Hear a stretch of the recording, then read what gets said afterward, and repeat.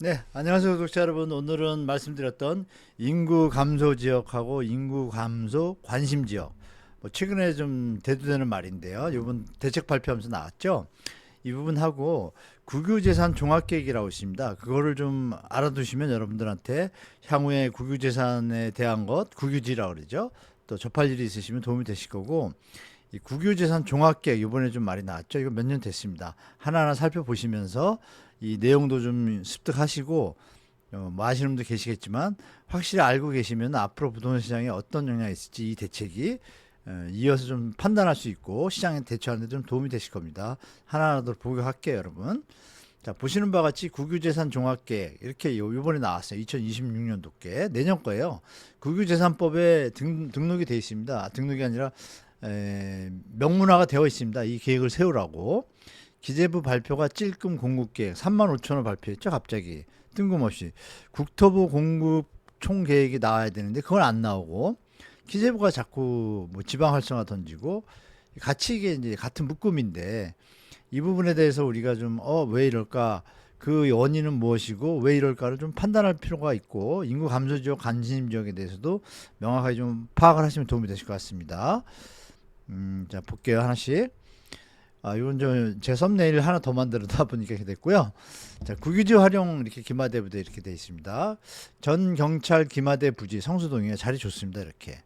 여기서 중요한 부분은 뭘까요, 여러분? 여기 보시면 12일 날, 8월 12일 날 이렇게 회의를 합니다. 회의를 하고 27차 국유재산 정책 심의회를 열었어요. 국유지 노후 청사를 해서 3만 5천 원. 서울 경찰 기마대 부지, 광명세무서, 출입국 관리사무소. 이거를 갑자기 밝힌 바 있다. 12일 날. 그래서 14일 날 이렇게 발표를 합니다. 그러면 후보지가 되어 있는데 이거에 대해서 하나만 샘플을 이렇게 놨어요. 그럼 이걸 굳이 보도자료를 낼 필요가 있었을까? 나중에 국토부에서 공급계획을 할 때 같이 하면 더 효과가 좋지 않았을까요? 그쵸? 좀 묘한 느낌이 듭니다. 여기 보시면 또 민간 사업자예요. 이거를 민간이 아니라 여기 청년 임대이지 않습니까? 이거를 갖다가 그냥 SH공사, 서울도시공사 있고 LH도 있지 않습니까? 직접 하고 하청을 주면은 분명히 비용이 덜 들어갈 텐데 굳이 이것을 왜 민간 사업자한테 위탁하는지 이것도 조금 깨림칙합니다. 하지만 왜 이렇게 갑자기 했을까, 우리가 어떤 원인들 어떤 근거인지를 한번 보도록 할게요, 여러분. 그래서 국유재산 종합계획 2026년 그전에도 한번 말씀드렸지만 원래는 4월 30일까지 해야 되는데 4월 30일까지 계엄령 있고 대통령이 안 계신 무정부 상태였잖아요. 그러니까 대통령 승인을 받아야 되는데 못 받았습니다. 그래서 이게 2020년 거를 지금 받아야 되는데 좀 늦었죠. 늦었지만 이렇게 좀 군부를 떼어놓는다는 느낌이 들어요. 특히 민간 사업자가 토지비 부담 없이 사업 추진 가능. 짓고 임대료 수익 나는 방식으로 하겠다는 얘기잖아요. 수익거리를 주는 거예요. 근데 이게 저렴하게 공급한다 그래요. 그럼 진정성이 있다라면 민간 사업자한테는 그냥 사업을 할 게 아니라 공사만 짓게 하고 사업 추진을 SH나 LH가 하면 되지 않습니까? 저는 그렇게 생각합니다. 이것도 한번 그 의도가 뭔지 좀 밝혔으면 좋겠고, 두 번째는 이제 말씀드린 대로 인구 감소 지역 보겠습니다. 2021년도에 법이 생겼습니다. 지방자치 분권 이런 균형 발전에 관한 특별법이 있었고 이 부분에서 인구 감소 지역을 행안부에서 지정을 합니다. 안을 마련해가지고 결국은 2021년 10월에 최초로 지정을 합니다. 이렇게. 그리고 5년 단위로 이제 지정을 바꿀 수 있는데 이건 뭐 계속 늘어나겠죠. 특별한 연유가 없으면 세종시하고 전북 어디죠? 그쪽은 빼고는 나머지 전국이 뭐 감소하고 있으니까 이렇게 좀 지정이 되어 있습니다. 이렇게 감소 지역. 그러면 관심 지역이라는 단어가 또 나왔어요.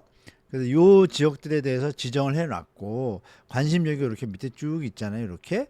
그러면 시간이 지나면 다 관심 지역이 되겠죠. 여하튼 이번 정책은 이런 기준이고 그래서 89곳입니다. 인구 감소 지역 지원 특별법이 있는데 이 안에서 지방 소멸 대응 기금 들어보셨을 거예요. 이게 부분이 나왔습니다. 그래서 여러분들이 지방 소멸 대응 기금 10조입니다. 10조. 10조면은 여러분이 아시는 것처럼 어마어마한 돈인데 이 돈이 1년에 1조입니다. 그럼 이게 과연 효과가 있을까요? 저는 없다고 봅니다. 도대체 어느 쪽에 쓰는지 그냥 뿌려주는 돈 같아요. 이게 국민 혈세가 새는 게 아닌가라는 게 제 개인적인 생각입니다.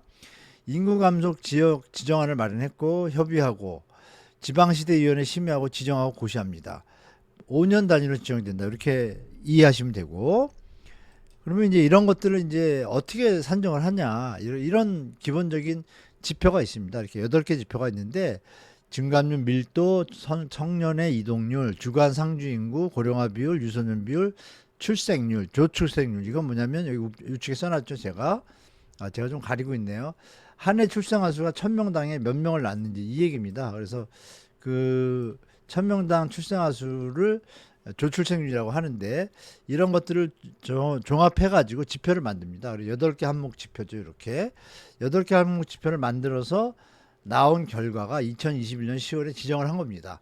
이 법 2조 0 시행령 3조에 이 내용들이 잠겨 있습니다. 이렇게 진행이 됐고, 이런 부분들이 진행이 돼서 89곳이 됐는데, 소멸 전국 지도라고 처음에 이렇게 돼 있어요. 그런데 단어가 좀 그렇고 하다 보니까 이렇게 좀 바꾼 것 같고, 여기 보시면 지방 소멸 대응 기금이 이렇게 지정이 됩니다. 그래서 인구 감소 관심 지역, 감소 지역 89곳, 투입 기초자치단체가 이렇게 있습니다. 이런 자료가 있는데, 그림이 이제 인터넷에서 보시면 많이 나옵니다. 그래서 결론은 뭐냐, 인구 소멸 대응 기금, 그러니까 이거 감소라고 쓰는 게 낫겠습니다. 감소. 자꾸 분위기가 나쁘잖아요.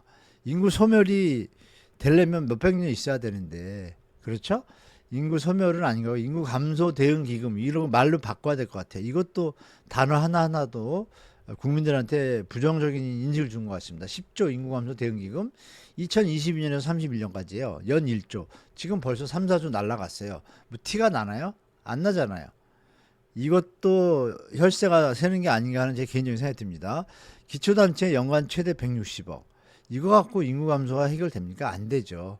이건 이미 일본 사례에 좀 이따 말씀드리겠지만, 일본에서도 실패한 내용입니다. 지자체가 낸 투자 계획의 목표 부합성, 사업 타당성, 효율성, 실행 가능성, 평가 평균의 200%, 한도 내 차등 지급. 그래서 이렇게 지정을 해가지고 배분하고 있습니다. 있고, 발표가 될 때마다 뭐 50억이고 100억이고 예산이 내려오는데, 그럼 그걸 어디다 쓸까요? 그것도 좀 평가해야 될 것 같습니다. 그래서 결론은 투입 기초단체가 이렇게 정해졌고, 여기서 이제 관심 지역이 나옵니다. 여기 보시면 여기 빈 구멍도 파란 거 있잖아요. 여기 관심 지역인데 18곳이에요. 그러니까 요번에 세컨드홈 발표한 것에는 이게 다 포함되는 거예요. 그러면 우리가 시장에 어떤 영향이 있을지를 예측해 볼 수 있습니다. 보시면 청주라든지 중요한 부분들은 다 감소 지역이 아닌 거로 일단 체크가 되잖아요. 광주시, 광역시급은 거의 다 빠졌습니다. 그렇죠? 그러면 이게 눈 가리고 아웅이라고 실제적인 대응 대책은 아닌 것 같아요. 물론 도움은 분명히 될 것 같습니다. 되는데 이 부분들을 살려가지고 과연 비전이나 어떤 효율성이 있을까라는 건 좀 체크해 봐야 될 것 같아요. 돈만 들어가고 제가 볼 때 이것이 과연 효율성이 있을지는 우리가 좀 체크해 보도록 하겠습니다. 일본도 이런 것들이, 일본에서 이제 지방소멸이라는 책이 나오면서 단어가 나왔잖아요. 보시면 여기 인구 감소 문제 검토 분과에 이 마스다 히로야라는 양반인데, 이 양반이 발표를 합니다. 발표를 해가지고 성장을 계속하는 21세기를 위해 스톱 저출생 지방 건강 전략. 그래서 이 당시에 책을 낼 때 2014년에 냈는데, 2012년에 일본 전체 출산율이 1.4다. 도쿄는 1.09다. 인구가 점점 줄고 있다. 과소 인구로 된다. 그러면서 비판도 합니다. 도쿄는 인간을 소비하는 도시. 우리 서울 정부 당국자들이 이거 유심히 들어야 되는 겁니다. 모타니 연구원 도쿄 블랙홀 현상 극점사에 막아야 된다. 나라 소멸 음모도 있다. 저도 사실 이거 동조하는 내용입니다. 대한민국도 가능한 것 같아요. 기득권들이 자꾸 서울 집중을 부추깁니다. 이걸 방치하는 정부하고 비판도 하면서, 이때 지방균형 발전의 개념이 그전에 이미 있었는데 다시 한번 이게 대두가 됩니다. 일본 사회에. 그래서 이것이 실제로 책도 나오고, 목표를 갖다 2025년에 1.8 목표를 세우고 합니다. 그럼 10년 지났어요 벌써. 소멸대책 결론은 실패했습니다. 이런 책이 나왔어요. 지방소멸. 우리나라에도 이렇게 번역돼 가지고 나왔는데 2023년 합계 출산율은 떨어졌습니다. 1.15. 성공 못했죠. 도쿄도는 0.99로 또 떨어지고, 일본 역사상 도쿄도가 한 명인 게 처음입니다. 2023년도. 이게 바로 한국에 대한 경고를 날려준 거야. 우린 이거보다 더 심하지 않습니까? 그러면 이제는 정부 당국자들이나 기득권들이 이제는 이제 그만 좀 하고 우리 청년들과 미래, 대한민국의 미래를 위해서 부동산 투기병을 이제 끊어야 될 때가 온 겁니다. 정상적이지 않은 주택 가격이 얼마나 경제에 부담이 되는지는 하는 총재고 뭐 경제권에 있는 또 금융권에 있는 관료들은 다 잘 알고 있습니다. 알고 있음에도 불구하고 뭐 그렇게 자기 안위에 바쁜지 얘기하는 소리도 잘 못 내고, 그나마 하는 총재가 가끔 얘기했죠. 뭐 학교 옮겨야 된다부터 해가지고 가계부채 심각하다 이런 얘기 했는데 그냥 메아리로 그치고 있는 현실이죠. 이재명 대통령이 좀 뭐라 그럴까요? 전략적으로 이런 부분을 갖다 정확하게 파악하고 있는지 좀 의문이 갑니다. 그냥 뭐 어려운 일을 겪다 보니까 뭐그 상황은 이해되지만 이제는 지난 일이지 않습니까? 미래를 위해서 말씀하신 것처럼 이 부동산 부분에 대해서 전력을 기울여야 된다. 정신 차리고. 또 정부 이룰 수도 있고 이런 얘기 계속 나오잖아요, 지금. 자, 일본 정부 1970년부터 이미 했습니다. 했음에도 불구하고 이때는 과소지역 대책 긴급조치법이 나왔고, 이 책으로 인해 가지고 지방 창생법이 나왔습니다.